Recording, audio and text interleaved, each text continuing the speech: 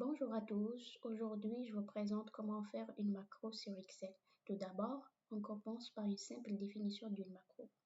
Une macro est une séquence d'actions que l'on peut enregistrer une fois et réutiliser automatiquement plusieurs fois. Elle permet de gagner du temps et d'éviter les erreurs humaines. Donc, on va passer à l'exemple 1. Donc maintenant, on voulait faire la mise en forme avec une macro. Il faut toujours activer le développeur. Je vous laisser le lien comment activer le développeur dans les commentaires.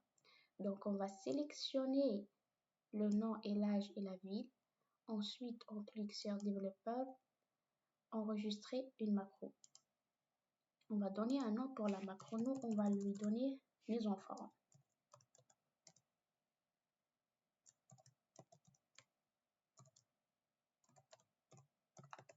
Ensuite, on clique sur OK.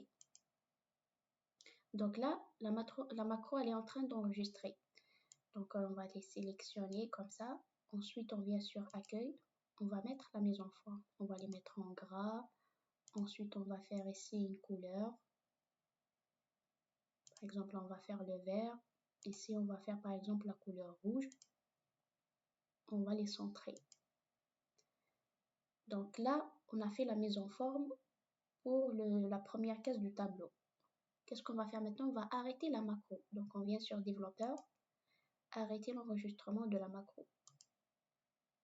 Donc, actuellement, l'enregistrement est arrêté. On passe à l'exemple 2 pour exécuter la macro. Donc, on va sélectionner la première case du tableau.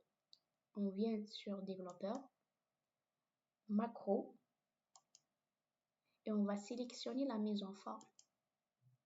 Ensuite, exécuter. Et regardez comment elle a pris la même mise en forme de l'exemple 1. Si vous regardez en bas, on a exécuté dans l'exemple 2, on a eu la même mise en forme dans l'exemple 1.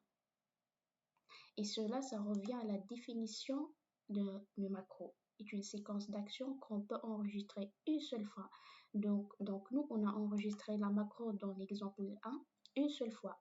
Mais on l'a exécuté dans le deuxième tableau. On peut l'exécuter aussi dans les plusieurs exercices. Donc, si vous avez des questions, n'hésitez pas à me les écrire dans les commentaires et n'oubliez pas d'abonner sur ma chaîne YouTube.